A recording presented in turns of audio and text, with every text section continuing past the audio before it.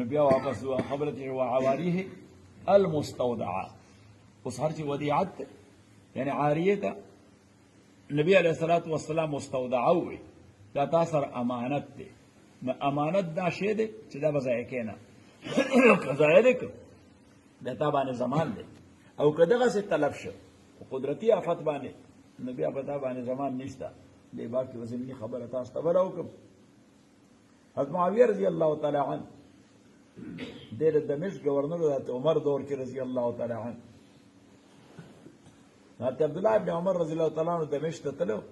تاجر سره تجارت یې کو حضرت معاویه رضی الله تعالی عنه ورته عبدالله هغه وی جی وی چې واپس ځي نو یې د بیت المال څه پیسې دي را سره یعنی روینیو مې راجمع کړې ده جزیه مې راجمع کړې ده خراج مې راجمع کړی دی نو دا به ځان سره وړی ځکه معاویه رضی الله تعالی عنه خو ډېر سیاسي سړی و نو هغه به داسې کول چې دا پیسې به یې راجمع کړې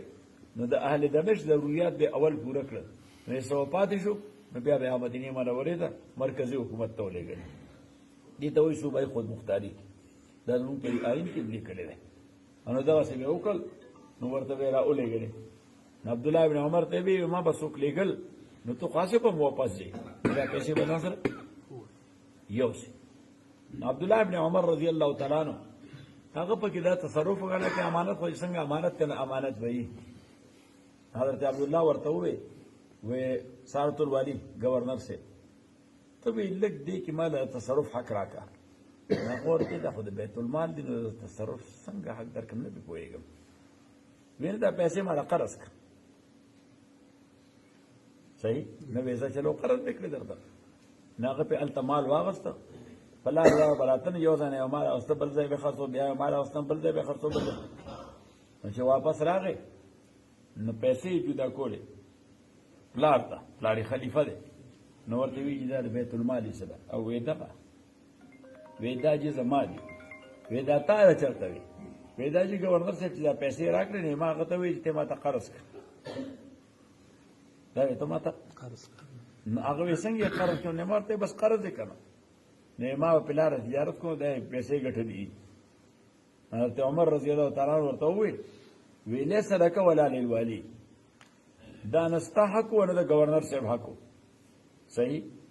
حضرت عبدالله بن عمر رضی الله تعالی عنہ ورته وویل وی بابا اسلیه کې ما د بیت المال د خیر لپاره کړی دي وی څنګه وی که دغسې مې راړې خو امانت و نو که لاره کې ما نه ورکې شوې وې او یا را نقلو اغوستې وې نو د بیت المال نقصان کېده انې ما ورته دا راته قرض کا نو که په لاره اړو ما نه روکې شي یا یې غله رانه واخلي نو په ما زمان لازم دی بیت المال پیسې نه ضایع کړي یا بیت المال ته به دغه اماونټ ورکوم حضرت عمر رضی الله تعالی ورته وایي نه دا دواړه پیسې په بیت المال کې داخلې حضرت عمر خو سخت سړی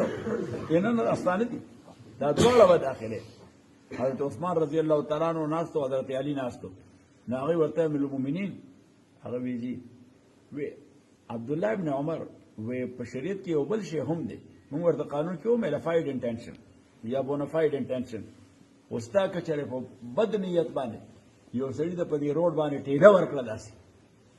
او هغه په روډ پرېوته پوزه یې وینې شو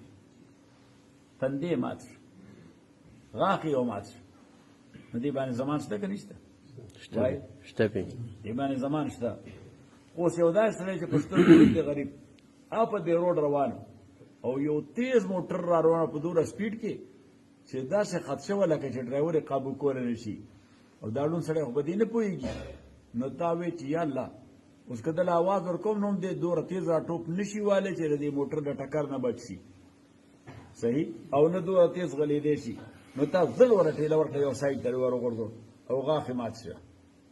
نو بیا تا باندې زمان نشته چې کله په عدالت کې دا ثابت شي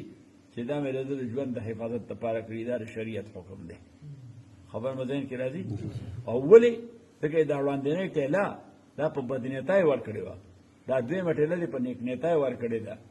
دې ته وایي بونافاید انټینشن او میلافاید انټینشن نو عبدالله بن عمر رضی الله تعالی عنہ عثمان حضرت علی رضی الله تعالی عنہ ورته وویل وی چې عبدالله دا کار په میلافاید انټینشن نه دی کړی په بونافاید یې کړی دی د بیت المال د خیر دپاره یې کړی دی نو ورته فما رایکم ایضا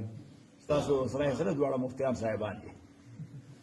دا صحیح مفتیانو جی دا زمونږ د زمانې مفتیان نه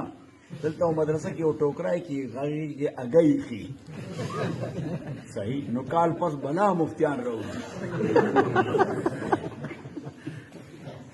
حضرت عثمان او حضرت علی رضی الله تعالی او دوار ورته المؤمنین دا مال ورته په مضاربت کا دا څومره خلکو دا مال ورته څه په مضاربت کا دا کمانه پچ شوی دا نو نیمو به عبد الله شي او نیمو بیت المال ته لاړ شي حضرت عمر رضی الله تعالی عنہ فیضا افتیتما تاسو فتوا ورکړه نو بس ما هم دې باندې عمل وکړ نو ورته عبد الله دې نفع کې به نیمو بیت المال ته راشي او نیمو به ته واخلي دا چې مضاربت باندې عمل وشو